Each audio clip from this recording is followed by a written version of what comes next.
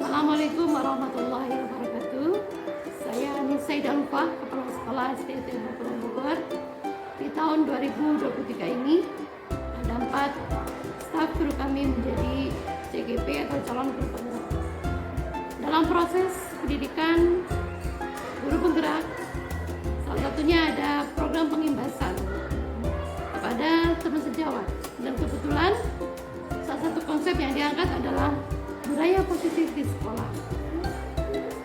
Ini program sangat sesuai dengan program sekolah kami, karena bagi kami pendidikan karakter budaya sekolah itu merupakan hal prinsip sebagaimana tujuan pendidikan nasional, bahwa siswa kita harus dua syarat, cerdas dan juga berkarakter. Dan karakter ini harus melalui pembiasaan. Proses pembiasaan itu kita anggap sebagai proses membentuk budaya sekolah. Budaya sekolah tidak bisa berdiri sendiri, tapi harus dilakukan secara kolaboratif. Semua warga sekolah berpartisipasi dalamnya, dan semoga dengan proses pembahasan ini pemahaman guru-guru kami tentang budaya positif di sekolah akan semakin terrealisasi dengan baik. Dan bagi kami, untuk penanaman karakter ini ada yang istilahnya dengan nilai inti dari sebuah karakter atau core value yang kami angkat dan kami jadikan habituasi, dan inilah yang nanti akan disandingkan dengan program budaya positif yang akan dilakukan oleh calon guru penggerak kami di sekolah SDT Bogor. Semoga program ini bisa berjalan dengan baik dan berdampak positif untuk penanaman karakter dan budaya sekolah di SDT Bogor. Terima kasih. Assalamualaikum warahmatullahi wabarakatuh. Assalamualaikum warahmatullahi wabarakatuh. Waalaikumsalam warahmatullahi wabarakatuh. Apa kabar Bapak Ibu Guru semuanya? Alhamdulillah, luar biasa. Allah. Baik, pertama-tama izinkan saya mengucapkan terima kasih sudah hadir pada hari ini. Insya Allah hari ini saya akan mencoba melakukan diseminasi budaya positif ya, yang merupakan juga calon guru penggerak angkatan 7 ya. Mungkin untuk 1 jam ke depan saya akan memaparkan beberapa hal terkait tentang budaya positif ini. Sebelumnya mungkin Bapak Ibu dulu ada yang tahu apa itu budaya positif? Berpikir positif. Jadi dia kita mencapai kalau berpikir positif gitu ya. Nah, budaya positif adalah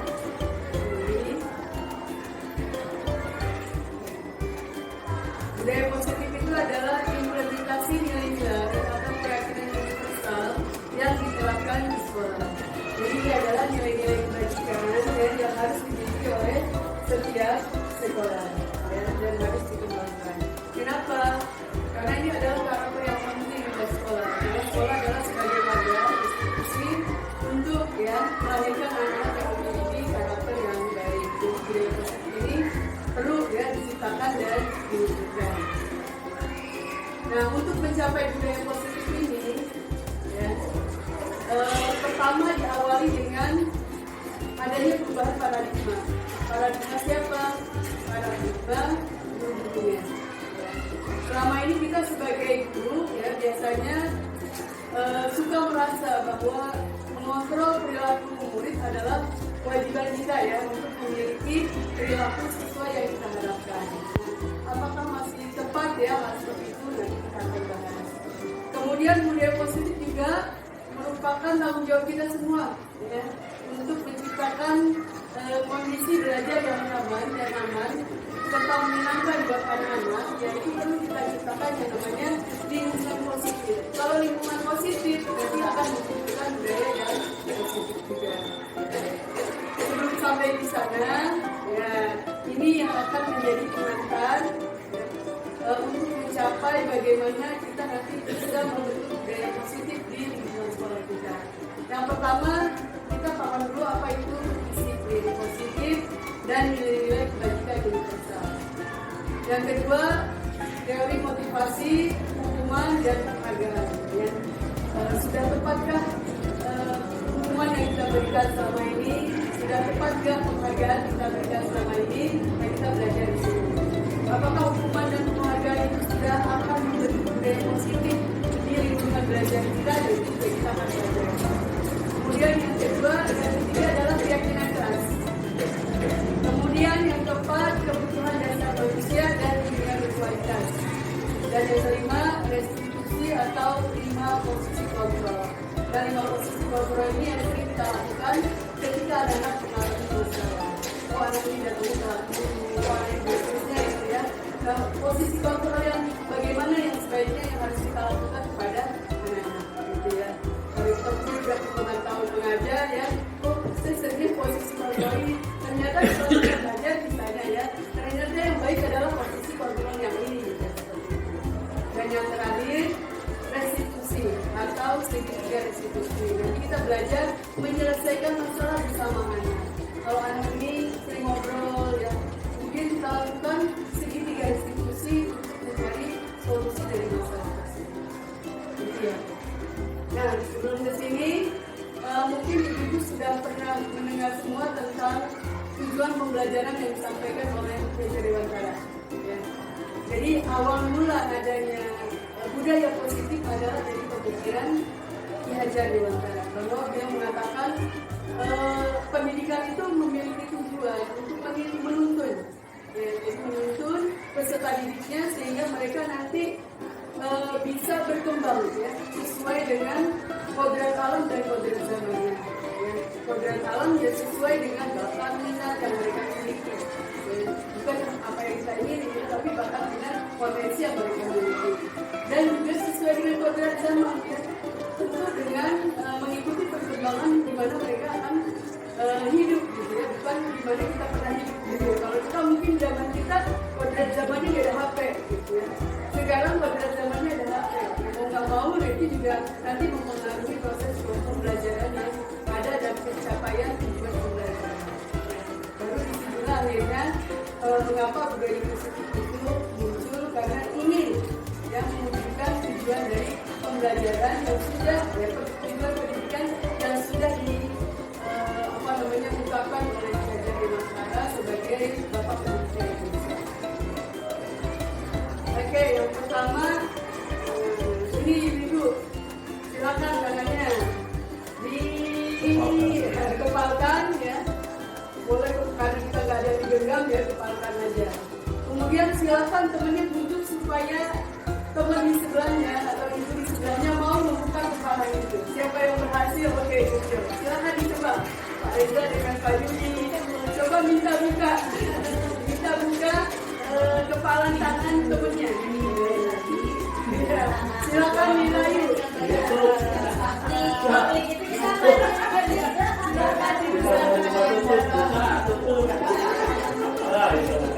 Udah berhasil. Udah berhasil.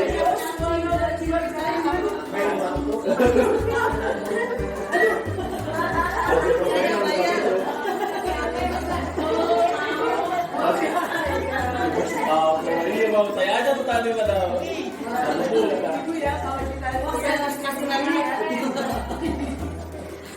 Dengan mengepalkan itu tandanya adalah bahwa kita semua terlahir memiliki paradigma masing-masing. Ada yang bisa kita bujuk untuk membuka ya, paradigmanya dengan segala macam cara. Ada yang dibujuk, ada yang diiming-imingi, ada yang dipaksa, ada yang diintimidasi, ya, ada yang mungkin dijanjikan hukuman ya, dan lain-lain. Ya. Tapi pada dasarnya kita semua menggenggam erat itu ya paradigma itu. Nah, kita mencoba membukanya gimana cara merubah paradigma.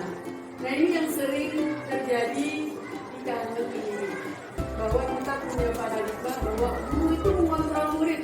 Nah ini adalah paradigma masa lalu, bahwa guru bisa mengontrol murid ya.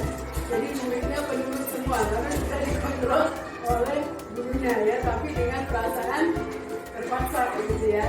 Kemudian yang berikutnya adalah bahwa kritik ya dan membuat orang merasa bersalah itu dapat membuatkan karakter.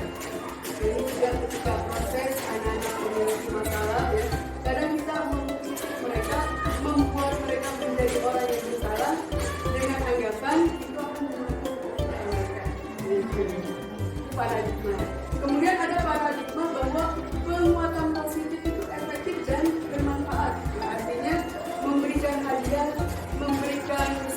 menjadi korban dan sebagainya itu kan kekuatan positif ya.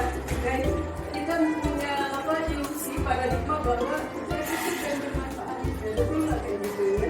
Kemudian ilusi yang berikutnya adalah bahwa kita menganggap orang dewasa itu punya hak untuk memaksa. Kita memaksa anak kita, anak didik ya, dan lain-lain seperti itu. Nah ini perubahan paradigma atau teori kontrol atau teori pilihan. Siapa sesungguhnya yang memiliki kontrol? Ya, di sini stimulus respon. Kita mencoba mengubah orang agar berpandangan sama dengan kita. Ya, itu dulu ya. Nah sekarang teori kontrol pilihannya adalah kita berusaha memahami pandangan orang lain tentang dunia. Kemudian perilaku buruk itu dilihat sebagai suatu kesalahan kalau dalam paradigma lalu. Tapi teori kontrol mengatakan bahwa semua perilaku itu ada tujuannya. Termasuk anak-anak hidup dia juga punya tujuan. Anak-anak gangguin teman juga punya tujuan. Ya, seperti itu. Nah ini yang paradigma barunya. Orang lain bisa mengontrol saya. Kalau teori kontrol hanya kita yang bisa mengontrol diri kita. Saya bisa mengontrol orang lain ya. Anda tidak bisa mengontrol orang lain. Jadi kalau ada anak yang ikuti apa yang kita mau, ya mungkin bisa jadi juga cuma sementara. Itu tandanya kita tidak bisa mengontrol. Pemaksaan ada pada saat rujukan gagal. Kolaborasi dan konsensus merupakan pilihan gagal. Jadi pemaksaan kita lakukan ketika wujudnya udah gagal. Tapi kalau di teori kontrol, justru kita harus membuat kolaborasi dan konsensus. Ya. Kemudian model berpikirnya, ya di teori stimulus respon atau paradigma dulu itu adalah model berpikir menang kalah. Dulunya menang, siswanya kalah misalnya. Kalau sekarang adalah kita harus berpikir menang. Jadi nggak ada yang kalah dalam hal ini. Jadi memang ini berusaha benar memanusiakan manusia. Walaupun anak-anak tapi mereka juga adalah manusia. Disiplin positif ini tadi ya. Anda tidak bisa mengontrol orang lain, hanya Anda yang bisa mengontrol diri Anda.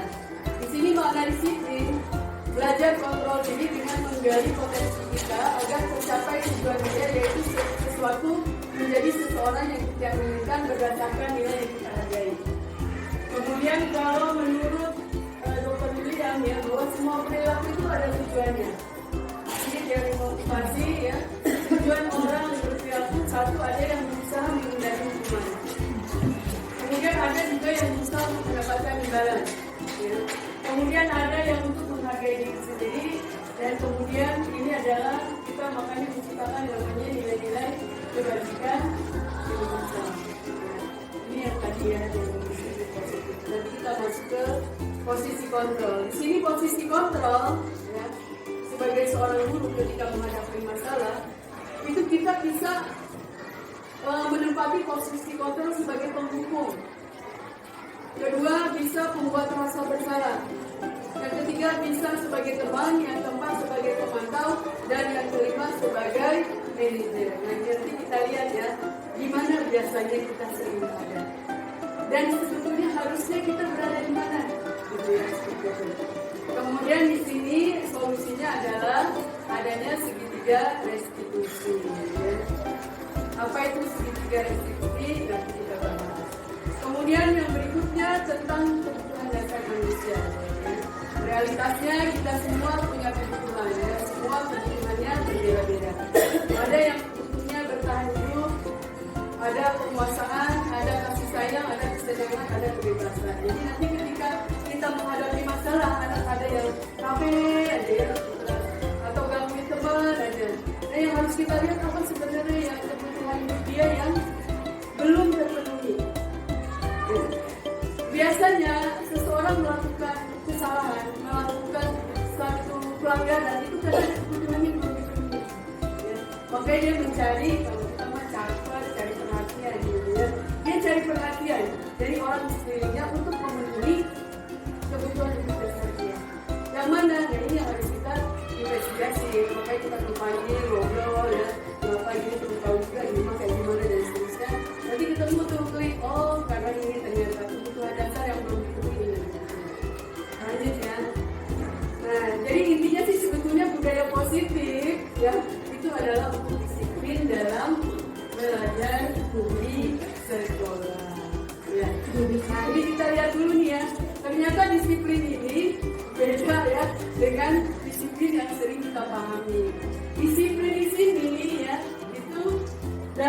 artinya belajar.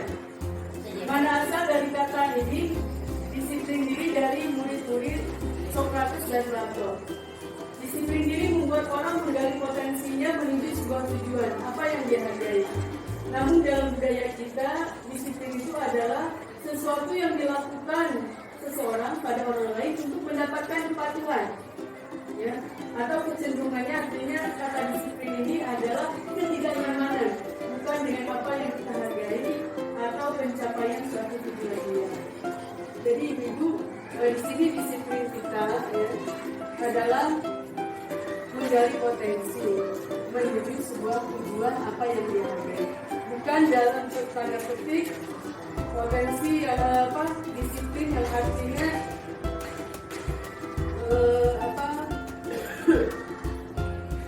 menghubungkan kata disiplin ini dengan ketidaknyamanan atau mengikuti apa yang menjadi aturan ya untuk mendapatkan kepatuhan. Jadi agak berbeda. Jadi kalau disiplin ya awalnya itu adalah artinya menggali potensi menuju sebuah tujuan tentang apa yang dia hargai.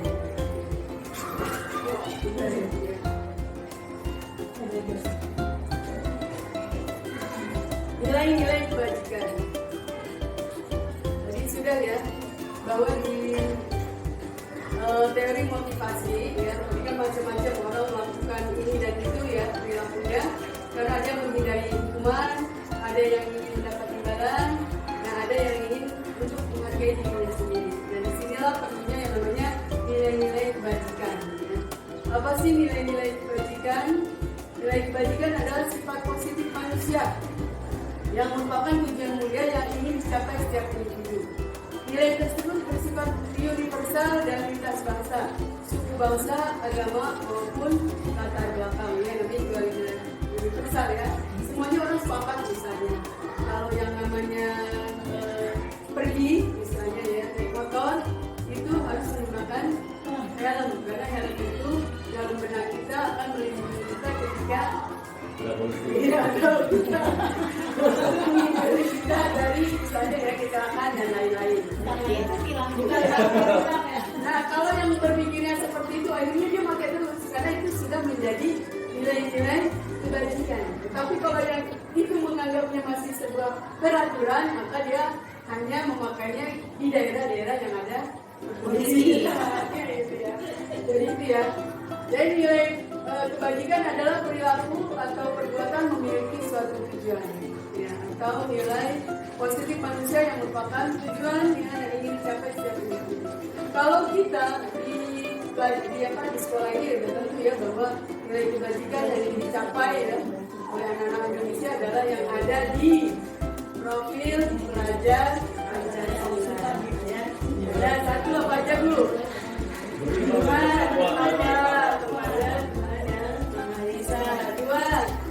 Mandiri, ya, bersama kritis, 4, bergotong royong, 5, pendidikan global, terakhir. Nah itu adalah nilai kebajikan yang sudah disepakati ya di pendidikan di Indonesia bahwa seluruh anak Indonesia yang ingin mencapai nilai kebajikan ini mereka beriman, mandiri, kreatif dan lain-lain. Yang kedua teori motivasi, hukuman, penghargaan dan restitusi. Tadi saya ini teori apa sih yang menyebabkan manusia berperilaku? Ya. Ini ada yang ingin menghindari hukuman, ada yang ingin mendapatkan imbalan, ada yang sudah bagus yaitu ingin menghargai dirinya sendiri. Ya, ini adalah orang yang sudah punya motivasi internal, tujuan disiplin, dan ini yang menjadi tujuan disiplin.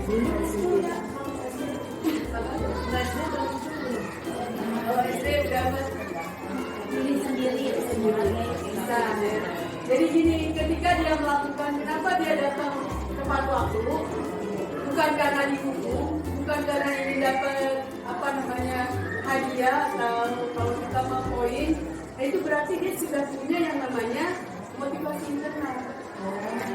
Dan sebetulnya inilah tujuan budaya positif itu. Ya, bukan diburu-buru, bukan. Ya, bukan. Inilah tujuan budaya positif agar ya, semua peserta didik kita, warga sekolah, ketika dia melakukan ini dan itu ya, melakukan hal-hal peraturan dan sebagainya itu karena dimotivasi internal, bukan karena imbalan, bukan karena hukuman.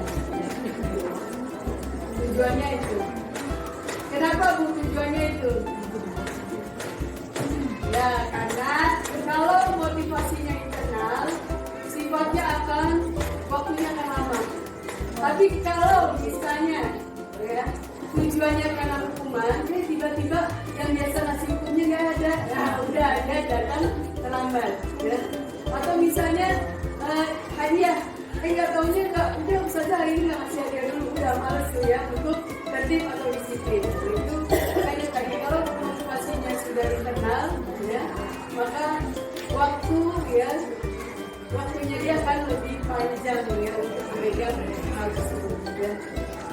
Di sini Merdeka menurut Kajian Dewantara tidak hanya terlepas dari perintah, tapi juga dia capak buat memerintah diri sendiri. Jadi yang namanya pendidikan yang merdeka menurut Kajian, ketika orang itu dia bisa mengarahkan dirinya sendiri tanpa harus diiming-imingi, tanpa harus ditakut-takuti. Ya inilah makanya pendidikan itu ingin membentuk budaya yang seperti ini. Ya, kemudian yang berikutnya, nah ini yang saya bilang tadi ada pertanyaan, kalau dikasih penghargaan bagus nggak? Ya, kadang kita, udah sepakat kalau dihukum itu tidak baik, tapi kita kemudian memberikan penghargaan. Ternyata penghargaan juga bisa menjadi hukuman. Ya. Jadi di sini bahwa penghargaan berlaku sama dengan hukuman, dalam arti meminta atau menuntut seseorang melakukan sesuatu untuk memenuhi suatu tujuan tertentu dari orang yang meminta. Di sini dorongannya eksternal ya, dan akan ada faktor ketergantungan. Nah di sini dampaknya katanya pengaruhnya jangka pendek dan jangka panjang. Penghargaan mendukung, penghargaan mengurangi kecepatan, penghargaan tidak efektif dan penghargaan merusak hubungan. Jadi tadi ya, kalau dengan penghargaan ya, pengaruhnya itu jangka pendek. Selama hadiah itu ada. Kalau hadiah itu nggak ada, udah ya, nggak mau lagi menerapkan budaya positif. Ya, gitu ya. Ya. Kemudian penghargaan bisa menurunkan kualitas. Penghargaan juga bisa mematikan kreativitas. Penghargaan juga bisa mengurangi motivasi intrinsik, yaitu motivasi dari dalam dirinya sendiri. Ya, jadi penghargaan ternyata tidak semuanya baik. Dia bisa juga menjadi hukuman. Apalagi kalau misalnya, makanya kemarin itu sempat bingung, ya boleh nggak kasih scoreboard gitu ya, seperti itu ya. Bentuk program kebajikan. Apresiasi, dalam memberikan apresiasi perlu diberikan diingat beberapa hal. Pertama, beri pengakuan secara khusus. 2, beri pengakuan secara pribadi. 3, beri pengakuan kepada semua murid bergantian. Beri pengakuan secara konsisten dan fokus pada proses. Jadi itu kita boleh memberikan apresiasi. Ini juga bagian dari bentuk program kebajikan. Kajian seperti ini, dia ingin beberapa hal tadi khusus pribadi kepada semua murid bergantian atau konsisten dan fokus pada proses. Ya. Pembukaan, contoh pengakuan atau apresiasi kebajikan. Pembuka. Kemarin saya perhatikan, ya, ini nilai kebajikan yang munculnya itu adalah rasa empati besar sekali. Situasi pada saat menolong murid baru di kelas kita. Pembukanya di sini, saya menghargai. Nilai kebajikan yang muncul di situ adalah kepedulian. Jadi kepedulian kita dengan kata-kata saya menghargai. Di sini situasinya pada saat kamu membantu teman di tugas kelompok. Terima kasih untuk ini rasa tanggung jawabmu pada saat kamu memungut kertas-kertas yang berserakan di lancar. Jadi contohnya seperti ini ya. Kemarin saya perhatikan rasa empati itu besar sekali ya pada saat menolong murid-murid baru di kelas kita. Ini bentuk apresiasi. Saya menghargai sediamu ketika kamu bantu kemudian. Terima kasih untuk rasa tanggung jawabmu ya dan seterusnya. Nah ini tugas perbedaan hukuman dan konsekuensi. Di sini ini tindakan guru suka ya mencatat 100 kali. Saya tidak akan terlambat. Itu adalah apa maksudnya hukuman. Lari mengelilingi lapangan bola atau basket, hukuman. Ayo push up 15 kali, hukuman. Ya silakan kerjakan tugas teman yang suka dicoret-coret oleh kamu. Ya itu hukuman dan seterusnya ya. Nah kalau konsekuensi kayak apa ya? Konsekuensi tadi menggantikan kertas tugas teman yang telah dicoret itu konsekuensi. Ya. Konsekuensinya kan kamu udah coret-coret, kamu udah susah payah nulis ya. Nah konsekuensinya kamu harus menuliskan lagi yang sudah dituliskan. Membersihkan tumpahan air karena tersenggol. Ini alhamdulillah ya kita udah biasa ya. Itu bagian dari konsekuensi. Kemudian kalau misalnya murid disuruh tidak menggunakan sepatu seharian di sekolah karena tidak menggunakan sepatu hitam. Ya, jadi hari itu harusnya pakai sepatu hitam. Terus dia pakai sepatu putih. Nah di hari itu dia ke lapangan, dia ke kantin, nggak boleh pakai sepatu. Ada hukuman yang kayak gitu. Sepatunya di mana? Ditaruh di atas tangan. Itu hukuman. Jadi hukuman kadang-kadang nggak nyambung. Kesalahannya apa? Hukumannya apa? Gitu ya. Kemudian lari mengelilingi lapangan basket 2 kali karena terlambat 10 menit. Nah ini bisa jadi konsekuensi karena itu adalah bagian dari pemanasan. Biasanya kan kita melakukan pemanasan. Nah dia sudah telat di 10 menit, udah pemanasannya udah selesai. Anak-anak sudah pada materi inti, gitu. Misalnya langsung bermain kasti. Jadi karena dia telat ya udah konsekuensi kamu. Tadi kan kamu nggak ikut pemanasan dulu, ya lari dulu. Nah boleh kayak gitu. Asal jangan disitu larinya 20 kali ya itu namanya hukuman jatuhnya. Sesuai kalau 2 kali 10 menit gitu. Apa sih bedanya hukuman dan konsekuensi? Ya. Kalau hukuman itu menyakitkan, ya. Kalau konsekuensi itu sesuatu yang harus terjadi. Kalau hukuman membuat anak ya fisiknya maupun hatinya ya jadi sakit untuk jangka waktu lama. Tapi kalau konsekuensi anak tidak nyaman aja hanya waktunya pendek. Kemudian anak jadi benci yang namanya disiplin.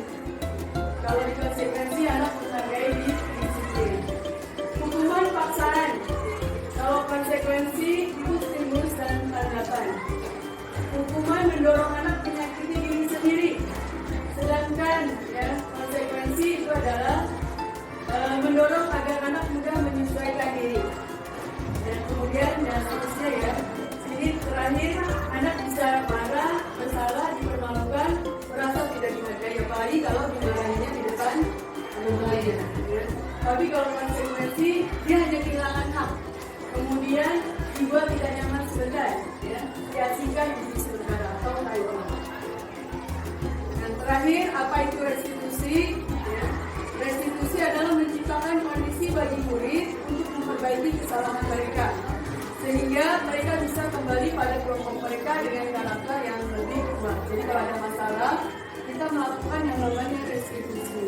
Proses menciptakan kondisi di mana siswa memperbaiki kesalahannya. Kemudian setelah itu mereka kembali lagi kepada kelompoknya atau kelas. Tapi dalam posisi mereka sudah tahu salahnya apa, sudah berjanji untuk memperbaiki ya, dan seterusnya.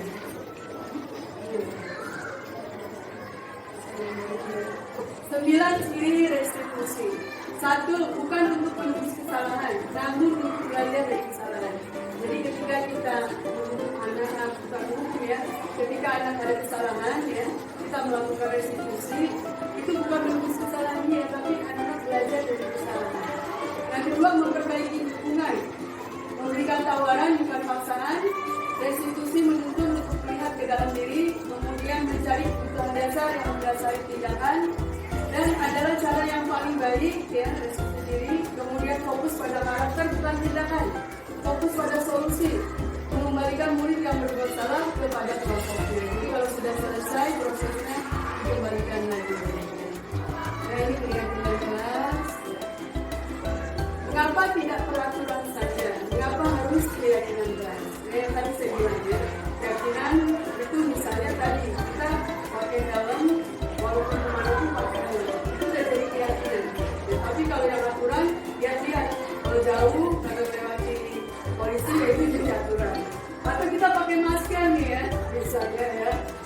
jarak 1,5 bisa jadi belum jadi keyakinan, misalnya kalau misalnya masih ada orang tua dan seterusnya ya.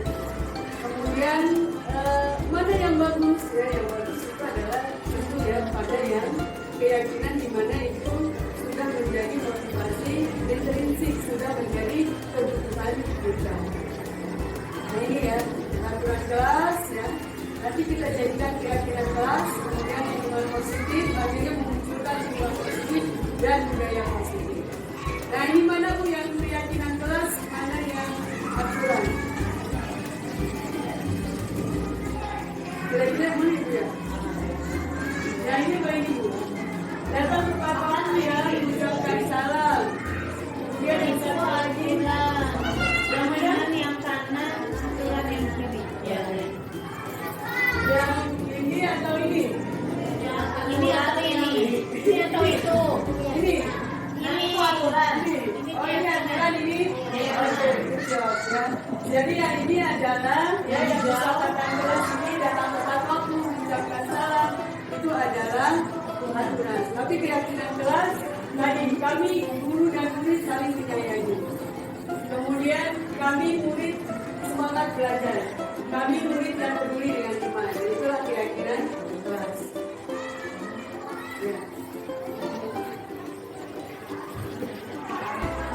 Keyakinan kelas dengan pendalaman tabel P dan D.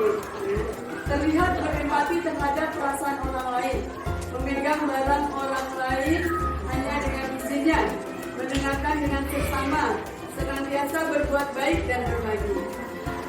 Kemudian berperilaku, tersenyum ramah, memberikan salam, memberikan ruang bekerja, postur tubuh yang benar. Yang terdengar, satu orang yang berbicara, yuk saya bantu, kita bisa selesaikan ini bersama. Terima, tolong ya, permisi, boleh saya pinjam, nanti akan segera saya kembalikan.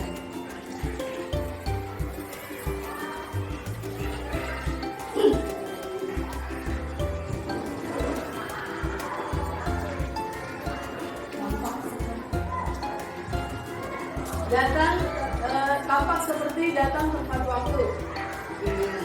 Kemudian menyapa teman dan guru setiap hari, mengembalikan barang teman yang telah dipinjam dan mengucapkan terima kasih. Tidak tampak seperti sering hadir terlambat, tak acuh pada teman dan guru, tidak mengembalikan ya barang yang telah dipinjam dan meletakkan barang sembarangan.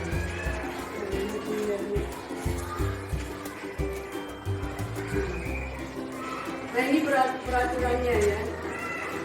Peraturannya selalu kembalikan buku ke tempatnya. Kalau keyakinan kelasnya itu adalah tanggung jawab. Dilarang mengganggu orang lain.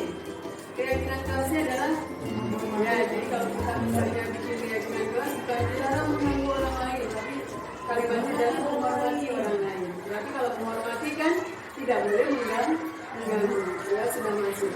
Hadir ke sekolah 15 menit sebelum pembelajaran dimulai. Ini aturannya. Jadi kalau keyakinan kelasnya adalah besar komitmen untuk hadir. Kemudian menghormati orang lain, ya itu juga bagian. Dilarang melakukan kekerasan, ya, itu aturannya. Tapi kalau keyakinan kelasnya menghormati orang lain, itu bagian dari tadi tidak menggunakan kekerasan pada orang lain. Kalau dilarang menggunakan narkoba, kalau kita nggak ada ya, nah keyakinan kelasnya adalah kesehatan dan seterusnya. Ya, jadi bedanya aturan kelas dengan keyakinan. Jadi yang ini kita coba adalah membentuk keyakinan kelas, ya. Sehingga tadi budaya positif ya akan muncul di lingkungan kesehatan kita. Ya. Nah ini yang tadi sudah saya bahas ya, teman-teman dasar manusia. Jadi kenapa sih ada masalah ya dalam keseharian? Misalnya yang ada kita ya, karena kebutuhan dasarnya mungkin tidak terpenuhi. Apa aja kebutuhan dasar manusia itu? Yang pertama belonging, kalau bahasa Indonesia mengenai. Kemudian ada power, ada fun, ada freedom. Kalau survival apa Bu? Bertahan. Ya. Kemudian ada belonging, apa itu? Cinta, ya. Rasa memiliki ya. Rasa memiliki, rasa kasih sayang.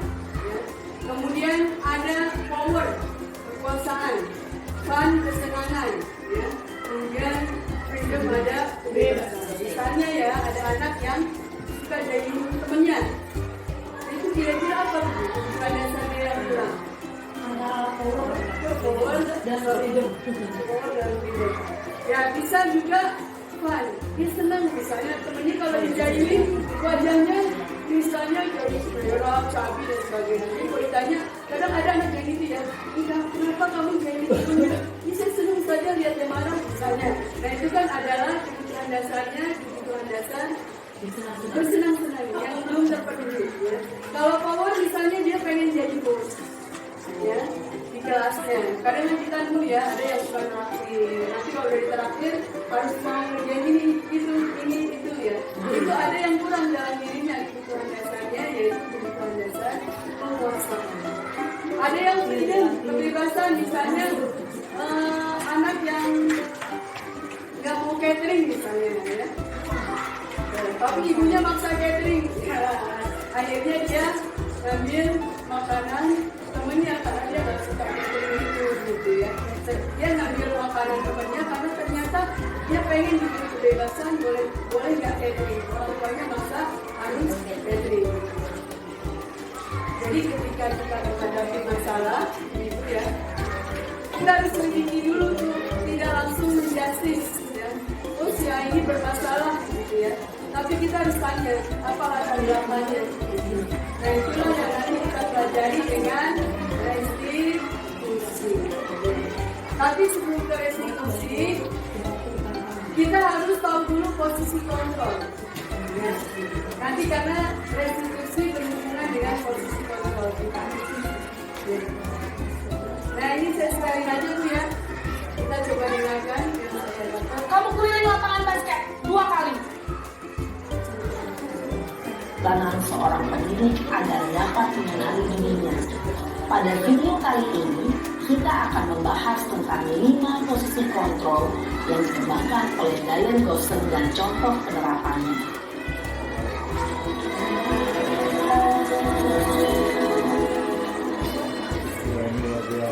Lima posisi kontrol itu adalah 1. Posisi penghukum. 2. Posisi pembuat merasa bersalah. 3. Posisi teman. 4. Posisi pemantau atau monitor. Dan 5. Posisi manajer. Untuk lebih memahami kelima posisi tersebut, mari kita saksikan kasus Naren yang terlambat hadir 20 menit di sekolah dan melihat bagaimana kelima posisi kontrol dalam menghadapi masalah tersebut.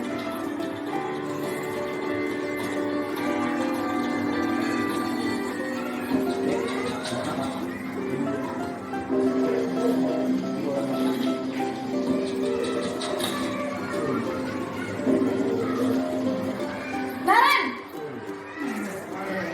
Sini kamu! Apa Bu? Selalu terlambat. Kamu deh, pasti terlambat. Maaf Bu, saya Apa? Apa coba? Alasan kamu apa lagi?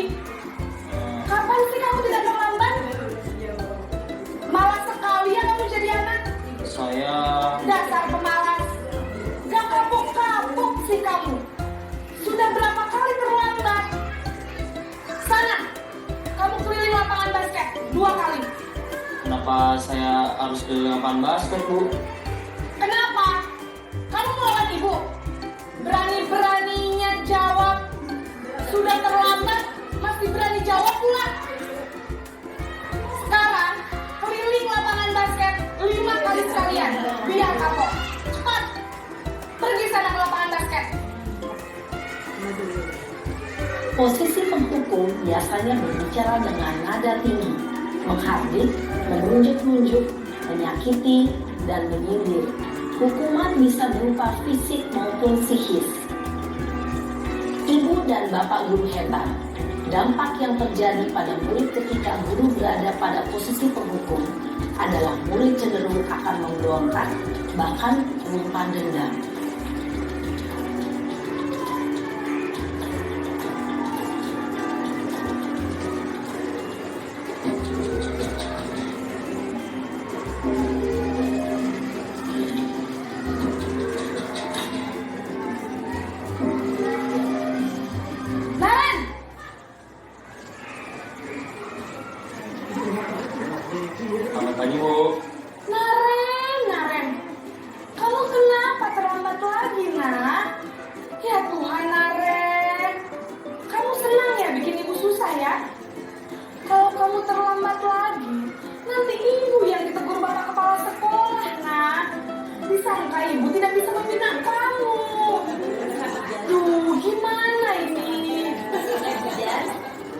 Maaf Bu. Duh Gusti Naren. Kamu suka ya kalau ibu tegur bapak kepala sekolah? Terus, sekarang ibu harus tulis apa yang di buku absen? Ini kamu sudah sering terlambat loh. Ibu harus apa coba? Maaf Bu. Maaf sekali. Ya sudah, lain kali jangan bikin ibu susah lagi ya nak ya. Ibu tidak akan kuat lagi kalau kamu begini terus. Bisa jantungan kalau ibu ditegur bapak kepala sekolah. Sana cepat ke kelas. Maaf ya Bu. Maaf sekali. Posisi pembuat rasa bersalah berbicara dengan nada tenang, cenderung lembut. Namun kata-kata yang diutarakan membuat murid merasa menjadi orang yang gagal. Memandang hidup dirinya sendiri, merasa tidak berharga, dan tidak sanggup membahagiakan orang lain. Ketika guru mengambil posisi pembuat rasa bersalah, murid akan menganggap dirinya yang bersalah dan ia akan menyimpan emosi negatif tersebut di dalam dirinya.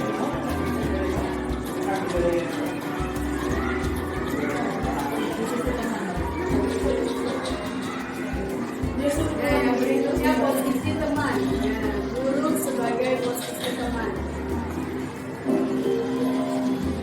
Naren,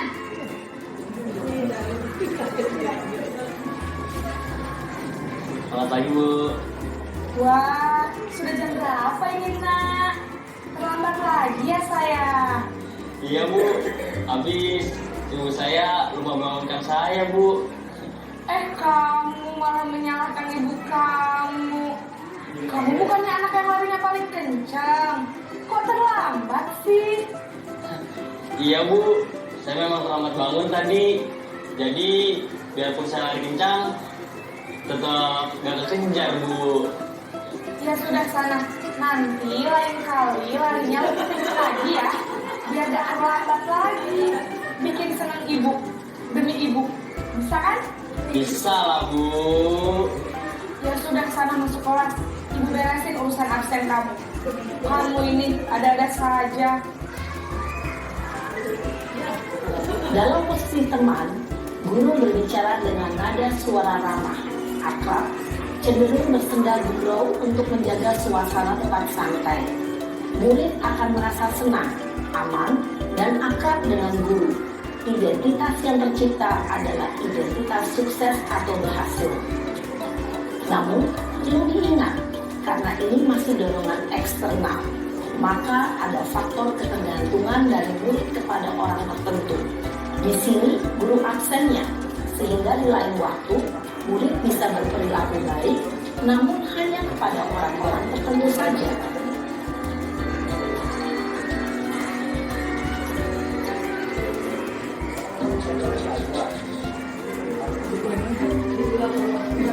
Sekarang posisi pemantau. Naren,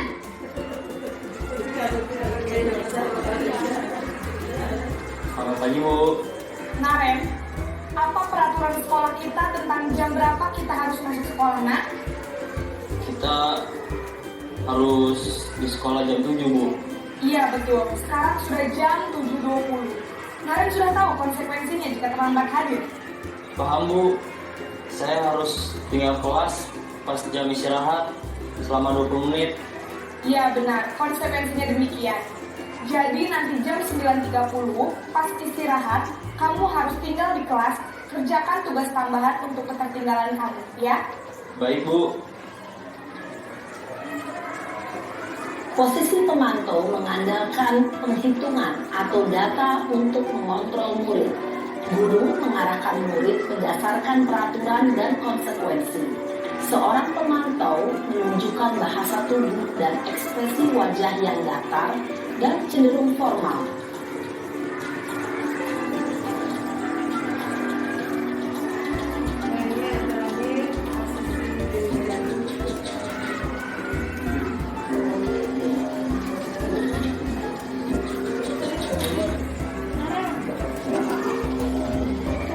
Naren,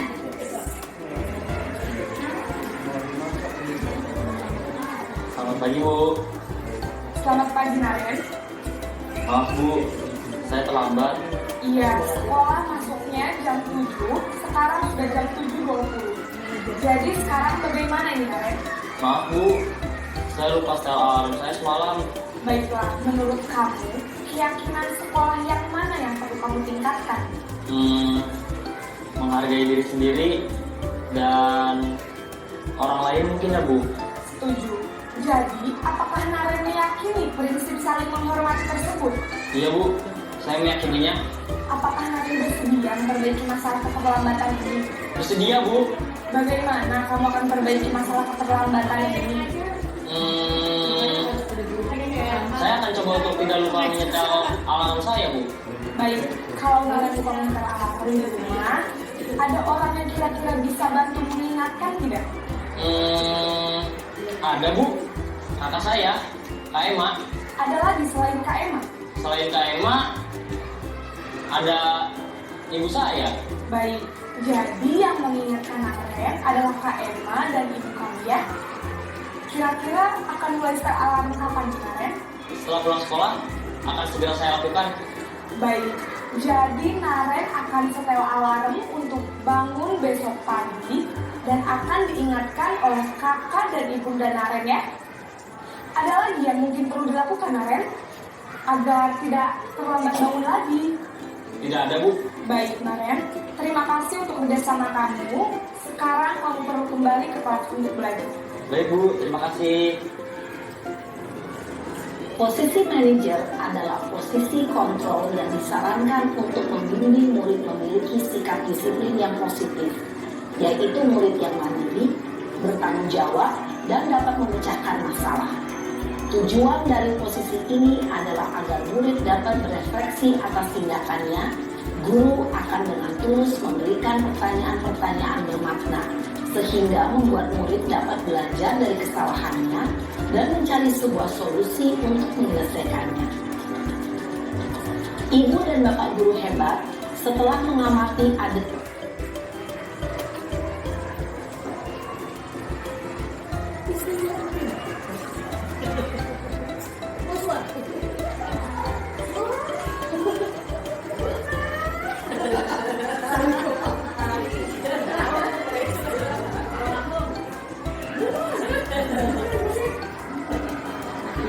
Tadi udah ya Bu, jadi ternyata posisi kontrol yang sering kita lakukan itu ada macam-macam ya. Mungkin yang paling sering kita lakukan kadang-kadang adalah dirasa bersalah. Kalau penghukum ambulans ya belum ada ya, tapi dirasa bersalah dan kadang-kadang teman. Kadang-kadang teman. Dan ternyata yang paling baik di antara itu adalah manajer. Mungkin tadi Ibu sudah mengingatkan kita pernah belajar tentang coaching ya, jadi seperti itu anak mencari sendiri solusinya, kemudian mereka berkomitmen untuk melaksanakan solusi tersebut. Dengan demikian ya anak-anak akan mampu membuat atau memunculkan motivasi internal dari dalam diri mereka sendiri untuk melakukan perbuatan-perbuatan atau aturan-aturan yang ada. Ya. Kemudian yang berikutnya, yang terakhir, ini adalah segitiga restitusi. Ya, kita lihat ya Bu ya.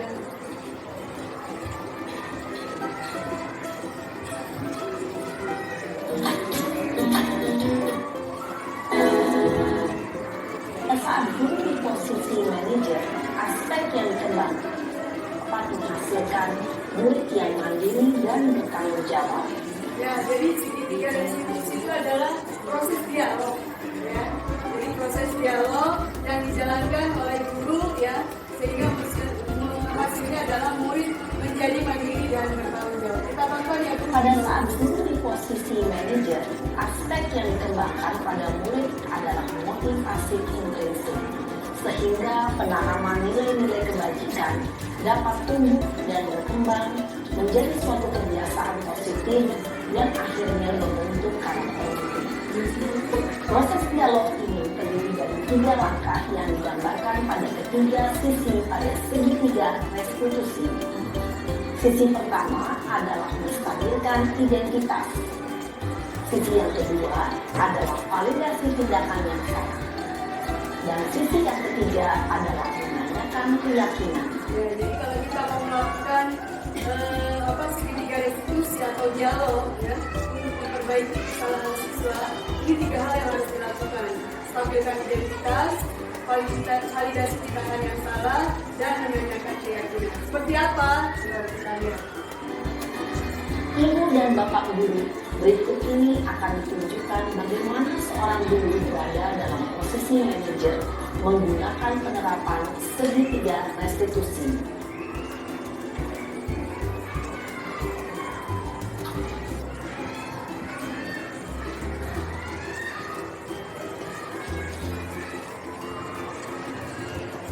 Yang kanan. Sudah lama nggak ketemu Sarah? Kenapa hari ini ada di sini? Kesel Pak, kesel banget. Masa aku dikatain tukang fitnah Pak? Ya aku marah lah. Aku dari ngatain Eka di depan kelas. Kesel banget.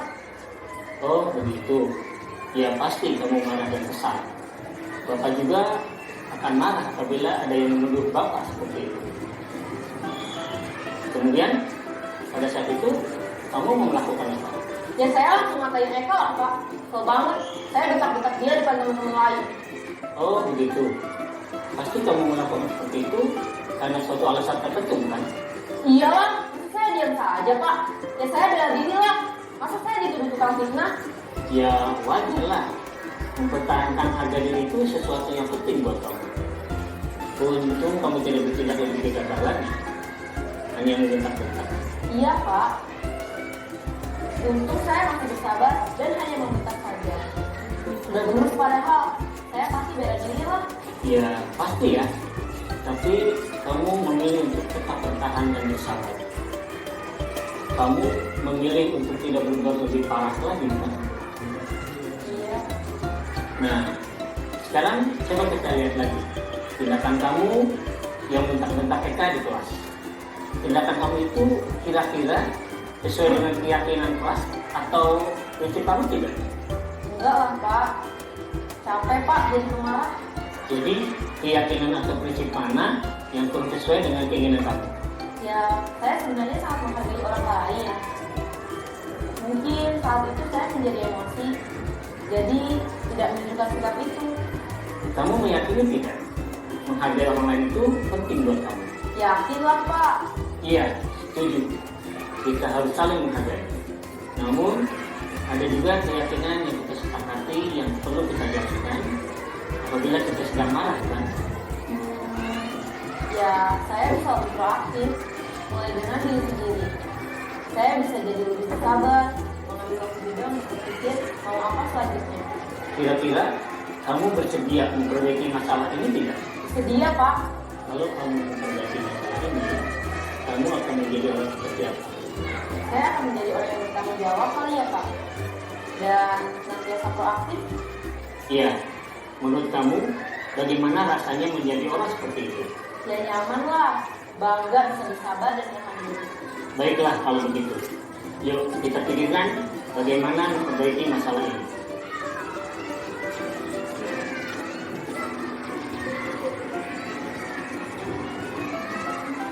Tadi kita menyaksikan contoh bagaimana seorang guru berada dalam posisi manajer menggunakan penerapan segitiga restitusi. Mari kita bahas satu persatu. Jadi seperti itu Bu ya, segitiga restitusi. Pada sisi pertama, menstabilkan identitas berdasarkan pada prinsip bahwa membuat kesalahan adalah bagian dari proses pembelajaran. Sisi pertama dari segitiga ini berperan menggeser identitas murid dari identitas gagal ke identitas sukses. Murid yang sedang bertingkah laku yang tidak pantas atau menarik diri saat itu sedang mengalami identitas gagal. Bila kita mengkritiknya, maka posisinya tidak akan berubah. Kita bisa mengajukan pernyataan-pernyataan ini. 1. Membuat kesalahan sesuatu yang wajar. 2. Manusia tidak ada yang sempurna. 3. Kita bisa memperbaiki masalah ini. 4. Saya tidak menanyakan kesalahannya. Saya lebih fokus bagaimana memperbaiki masalah ini. Baik, suatu yang menarik buat kita ya, sebagai tiga restitusi bahwa sebenarnya kita suka kritik anak ya. Kamu salah begini restitusi, padahal ketika dalam proses penyelesaian, salah satu di bagian stabilikan identitas adalah tadi jangan kritik anak, karena memang pada saat itu sebetulnya anak sedang merasa juga bahwa dirinya adalah orang yang bersalah, gagal gitu, seperti itu. Makanya kita juga menyampaikan tadi ya, bahwa manusia itu nggak yang sempurna. Mungkin pada saat itu kamu yang melakukan kesalahan, tapi mungkin di saat yang lain bisa jadi orang lain. Tadi kan bapaknya bilang, karena kamu nggak apa-apain ya, cuma bentak-bentak aja gitu ya, nggak mau melakukan hal yang lain seperti itu mungkin ya, dan lainnya. Jadi ini yang pertama yang kita lakukan, anak bisa mandiri, oh iya, ya. Kemudian bisa memahami dia. Nanti baru lanjut yang kedua. 5. Apakah saat ini kamu tengah menjadi orang yang baik untuk dirimu sendiri? Pada sisi kedua, validasi tindakan yang salah berlandaskan pada prinsip bahwa setiap perilaku berupaya memenuhi suatu kebutuhan tertentu. Guru yang telah memahami teori kontrol akan bergeser dari pemikiran stimulus respon menjadi proaktif dan mencoba untuk mengenali tujuan dari perilaku murid, mengenali dan mengakui kebutuhan murid ini dapat memperbaiki hubungan dengan murid tersebut. Pernyataan atau pertanyaan bisa disampaikan dengan nada suara tidak menghakimi atau memojokkan, sehingga dapat mengembalikan murid pada posisi positif. 1.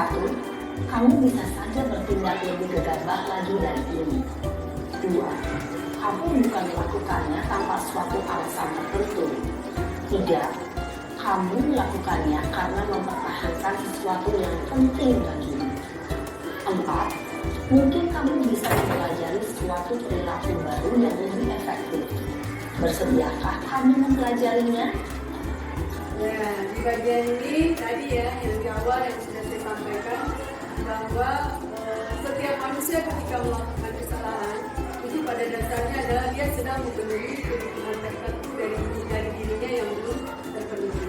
Dan kita juga tadi udah ya, kita harus bergeser dari pemikiran yang stimulus respon yang di awal menjadi pemikiran yang proaktif. Ya. Kemudian mengakui ya kebutuhan murid, memperbaiki hubungan dengan murid, dan pertanyaan kita dipisahkan tidak menghakimi atau memojokkannya.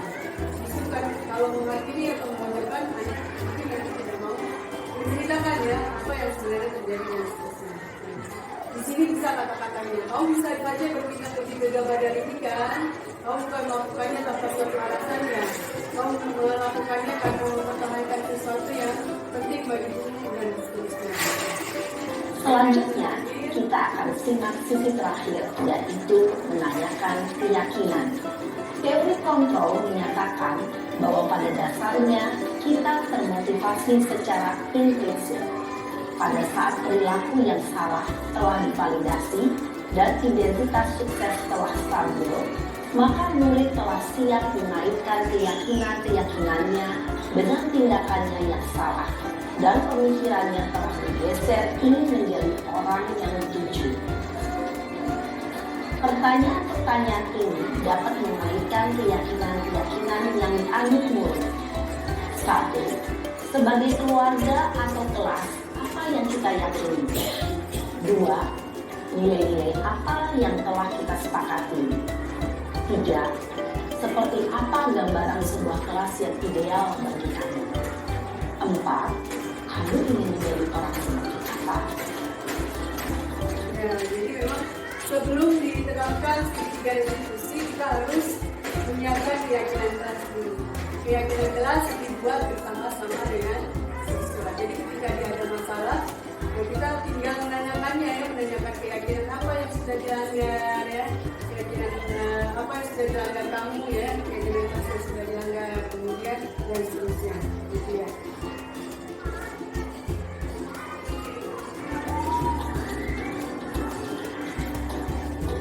Dalam menerapkan segitiga restitusi, perlu diperhatikan beberapa hal, yaitu 1. Perilaku yang salah perlu dikaitkan dengan nilai-nilai atau keyakinan-keyakinan yang telah disepakati atau dituju. 2. Kesediaan orang yang melakukan kesalahan untuk memperbaiki masalah. 3. Pemecahan masalah sebisa mungkin relevan atau memiliki hubungan dengan masalah yang ada. 4. Usaha. Perlu adanya suatu usaha perbaikan dari pihak yang berbuat kesalahan. 5. Waktu. Perlu didedikasikan waktu dari pihak yang berbuat kesalahan. Tanyakan kapan akan mulai diberlakukan usaha untuk memperbaiki masalah. Dan dengan memahami struktur penerapan segitiga restitusi, diharapkan guru dapat menerapkan posisinya sebagai manajer dan itu ya, ibu ya.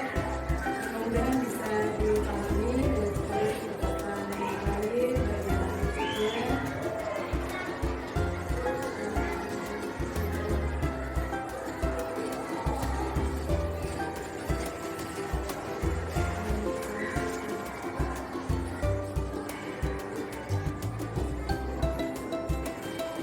Ini yang terakhir kita contoh ya.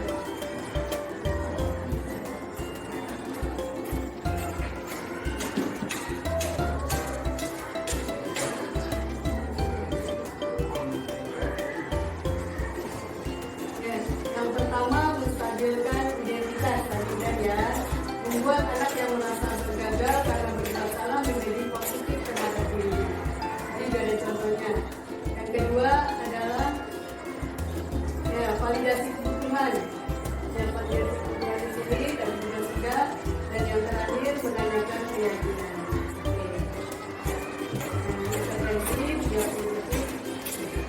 Kira-kira sampai sini kita lakukan refleksi. Kecilan nggak Bu? Kecilan ya? Apalagi tadi pada kita tadi. Ini ya? Ini. Tadi bisa sekarang ya? Oh ini ya. Ya. Ini ya, tadi yang masih ya segitiga restitusi. Tadi pertanyaannya udah di sini. Nah, kamu bisa saja melakukan hal yang lebih buruk dan seterusnya tadi ya. Dan terakhir adalah menanyakan keyakinan. Oke, baik, alhamdulillah refleksinya ya. Ibu, hal baru apa yang mengubah paradigma ibu yang ibu sudah dapatkan hari ini? Keyakinan jelas, betul ya. Ini satu hal yang baru buat kita ya, keyakinan jelas. Kemudian apa lagi Bu? Ini juga restitusi. Mungkin namanya aja beda benar ya. Kalau kita biasanya dulu namanya coaching ya. Cuma kalau coaching itu ada tahapan-tahapan ya. Kalau ini lebih jelas. Pertama identitas dulu, validasi keyakinan, validasi, kemudian baru keyakinan. Kemudian perasaan apa yang muncul ibu-ibu selama mengikuti sesi ini, khususnya mengenai makna disiplin dan motivasi intrinsik? Harus mencobanya. Oke, apa lagi? Harus menerapkannya. Peran kamu apa Bu? Terima kasih Bu. Peran kamu itu kita ya. Kita dulu itu kalau kata Piajar dengan Tanda adalah seorang kamu. Kamu itu juga kita menuntun. Ya, apa yang telah saya lakukan? Apakah yang saya kerana seperti apakah yang saya lakukan selama mengikuti modul ini? Oh, selama pembelajaran kita biasanya kita perannya apa ya? Tapi enggak ya. Tadi ya, harusnya jadi manajer ya. Kalau selama ini mungkin kita sebagai teman ya, kadang juga sebagai pembuat rasa bersalah. Jadi direktur. Oke, baik, terima kasih. Alhamdulillah teman-teman sudah selesai. Terima kasih banyak ya sudah hadir di acara ini yang mudah-mudahan kita bisa menerapkan hal yang baru tadi ya. Misalnya membuat keyakinan kelas, mencoba memecahkan masalah siswa dengan segitiga restitusi. Kemudian yang ketiga juga peran kontrol kita ya, kita kurangi yang mungkin tadinya kita kita lebih banyak kepada sebagai ya teman atau pembuat rasa bersalah, kita coba menjadi seorang manajer. Tadi contohnya juga sudah ada dalam video tersebut. Dan yang pasti kita akan mencoba membuat lingkungan yang positif buat anak-anak belajar. Ya, lingkungan positif itu adalah seperti apa? Lingkungan itu aman buat anak-anak. Mereka merasa nyaman. Makanya kan kita motonya adalah sekolah itu surgaku. Kalau surga itu kan sesuatu yang indah-indah aja yang dia dapatkan di sekolah. Nah, kita inginnya seperti itu ya. Anak-anak merasa aman, nyaman di sekolah. Kemudian sehingga kalau udah nyaman, aman, belajar juga menjadi lebih semangat. Ya kayak kita senang nih ya, misalnya dengerin ini gitu ya. Nah itu kan kita merasa nyaman ketika mendengarkan itu, padahal menghabiskan waktu yang lama. Kalau nggak merasa nyaman, bisa berapa menit lagi belajarnya gitu ya. Bisa kapan jam istirahatnya ya dan seterusnya. Tapi kalau merasa nyaman, ketika bel berbunyi, ya udah bel gitu. Nah kita ingin seperti itu. Dan kalau lingkungannya sudah positif ya insya Allah budaya positif juga akan muncul. Dan ini tentunya butuh kerjasama kita semua, Bapak Ibu guru, bukan hanya satu atau dua orang guru ya. Butuh kerjasama kita semua untuk menunjukkan budaya positif. Mudah-mudahan dengan bermunculan ya sekolah yang sudah ya menerapkan ya budaya positif ini ya akan meminimalisir permasalahan siswa. Ya. Misalnya permasalahan apa sih di sekolah di Indonesia ini? Misalnya tawuran, ya. Kemudian masalah apa lagi ya? Bullying, ya, dan lain-lain ya. Gitu ya. Ya, baik, terima kasih Ustazah. Kita baca hamdalah sampai di sini. Alhamdulillah. Mohon maaf kalau ada kekurangan. Assalamualaikum warahmatullahi wabarakatuh.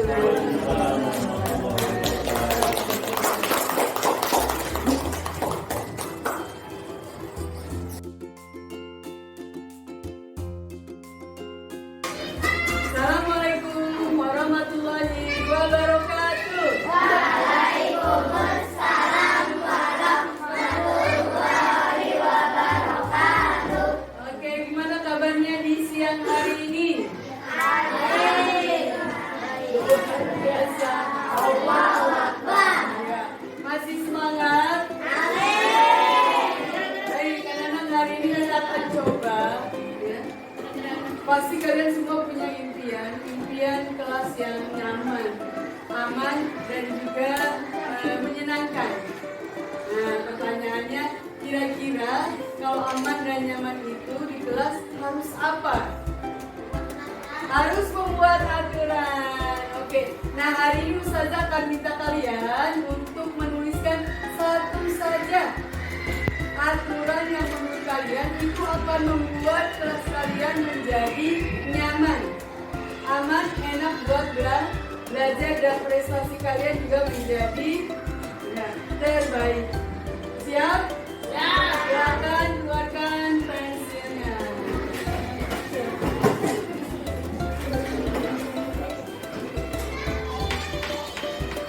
Anda berikan dulu ya.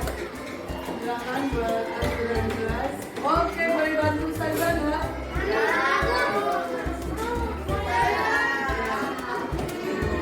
Kira-kira ada berapa warna ya? Silakan yang sudah mendapatkan boleh langsung ditulis. Kuning ya, biar tulisannya kuning.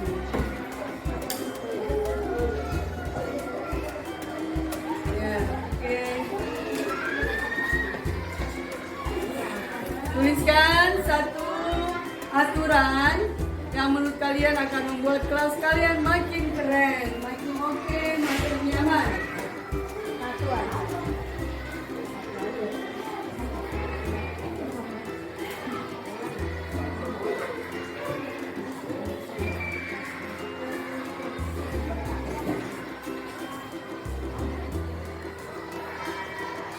Udah? Ada yang belum kebagian? Bagian oke. Silakan tulis aturan yang ingin kalian. Ya.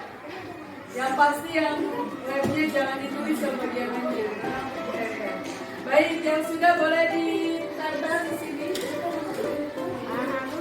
Atau di sini dulu deh.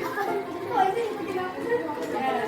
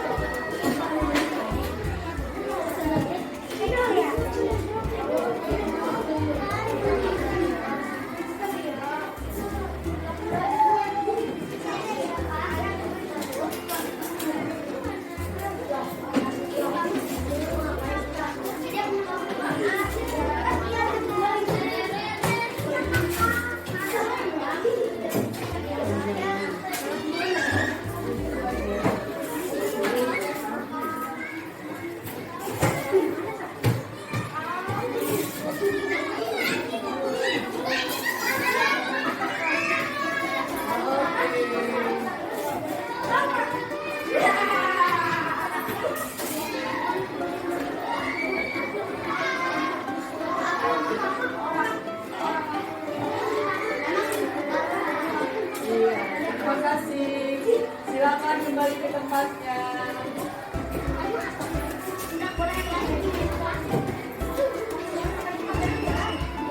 Sudah semuanya ya? Kalau belum, ya mohon maaf ternyata sticky note-nya sudah kurang ikat ya. Tidak bisa. Ya. Oke, sudah. Baik, anak-anak kalau sudah, silakan duduk di tempatnya. Nah, yang kalian buat barusan ini ada beberapa sebelah sini Ahmad, sebelah sini. Kita bacakan contohnya ya. Di sini jangan berisik ketika belajar. Kemudian tidak berlari-larian di kelas. Tidak berisik tertib. Jangan buang jajan di atas 20. Bersih kelasnya dan rapi. Rapi, buang sampah pada tempatnya, jangan terlalu berisik. Tidak boleh berkata kasar, kemudian tidak lari-lari dan tidak berisik. Nah, ini yang awalnya saja, yang perempuan. Ya, tunggu ya, yang kamu ini adalah yang ini tadi. Kelasnya direnovasi. Baik, terima kasih. Ini namanya aturan. Nah, apa yang Ustazah tempel di sini? Judulnya apa? Baca yang keras. Nah, apa ada bedanya nggak aturan sama keyakinan? Ada. Apa bedanya? Kalau dia yakin, kalau aturan enggak? Yakin pasti. Nah, kalau aturan itu sesuatu yang kalau belajar itu ada bakal ada sanksinya. Maksudnya dia untuk membuat sesuatu lebih baik. Oke, aturan sama keyakinan kelas sebetulnya hampir sama. Sama-sama dibuat oleh guru dan siswa atau murid. Hanya bedanya keyakinan kelas ini ya, bahasanya lebih bahasa yang positif. Tidak ada bahasa negatif. Contoh bahasa negatif apa? Tidak berlari-larian di kelas. Nah, itu ada negatifnya enggak? Ada. Ada. Kata Tidak. apa di situ? Tidak. Tidak. Nah, kita akan coba hari ini ganti. Kita ganti ya kata-kata negatif dengan kata-kata positif supaya nanti auranya itu dapat aura positifnya ya. Jadi kita bisa membuat lingkungan kita jadi lebih positif. Nah, gimana cara merubahnya? Misalnya tidak berlari-larian di kelas, maka diganti menjadi menghormati orang lain. Bisa nggak? Iya, bisa. Karena kalau kamu lari-larian di kelas, kamu akan mengganggu temannya yang lain. Jadi kamu tidak menghormati teman kamu yang sedang belajar dan mau belajar di kelas. Tidak berisik, sama. Apa bahasanya? Menghormati. Kalau ada yang di sini misalnya temennya tidak berisik, dikasih sama tidak berisik, dia tidak berkata kasar ya. Nah, kalau tidak berkata kasar berarti positifnya apa? Berkata baik ya, atau boleh juga nggak menghormati orang lain?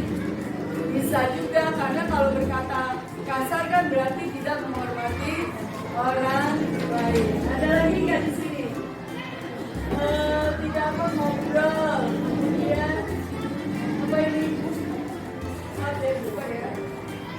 Menambah classroom rule, ditambah ya. Kemudian diam pada saat guru menjelaskan, tidak boleh lari-larian. Kemudian tidak berkata kotor. Kipasnya ditambah, bersih di kelas ya. Oke, baik, berarti kita semua sepakat ya bahwa keyakinan kelas kita, karena hampir semuanya tidak berisik, tidak ngobrol, kemudian apalagi tidak berkata kasar. Berarti kita sepakat bahwa keyakinan kelas kita adalah menghormati orang lain. Sepakat nggak? Ya, jadi keyakinan kelas kita yang pertama adalah menghormati orang lain. Kemudian ada juga tadi di sini tidak buang sampah pada tempatnya. Berarti apa kalimat positifnya? Menjaga kebersihan. Ya.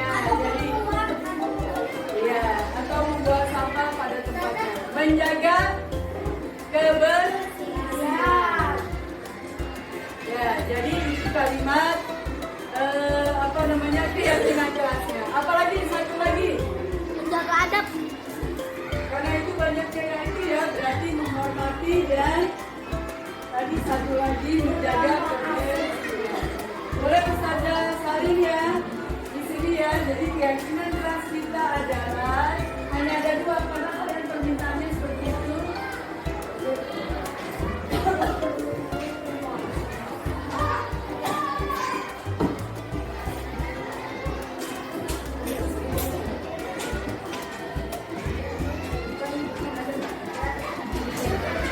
Tidak saja.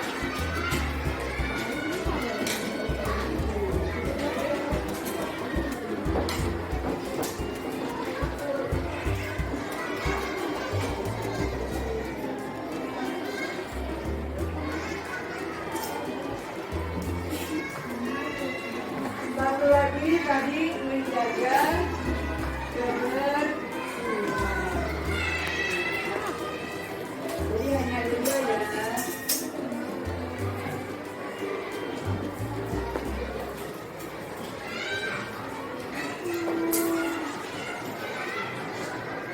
Oke, alhamdulillah sudah terbentuklah dua keyakinan kelas kita sesuai dengan harapan kalian semua, yaitu menghormati orang lain, diantaranya tidak berisik, tidak ngobrol, tidak berkata kasar, ya.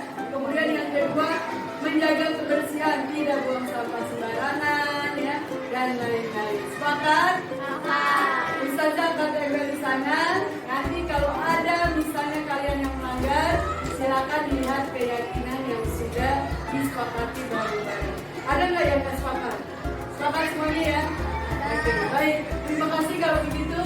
Kita tutup hari ini dengan Assalamualaikum warahmatullahi wabarakatuh. Waalaikumsalam warahmatullahi wabarakatuh. Assalamualaikum warahmatullahi wabarakatuh. Saya Ibu Sutini, rekan dari Ibu ML di SDIP Puro. Menurut saya, apa yang telah disampaikan oleh Bu Emil mengenai budaya positif sangat bagus untuk diterapkan di sekolah ini, terutama mengenai disiplin positif. Karena masih ada di sekolah ini siswa-siswa yang perilakunya sudah disiplin, tapi perilaku disiplin mereka itu muncul akibat faktor dari luar, bukan karena faktor dari dalam diri mereka sendiri. Kegiatan diseminasi juga bagus untuk guru-guru, sehingga guru-guru mengetahui bagaimana memposisikan diri mereka di hadapan siswa, apakah sebagai pemantau, teman, atau nanti mengajar. Semoga diseminasi ini bisa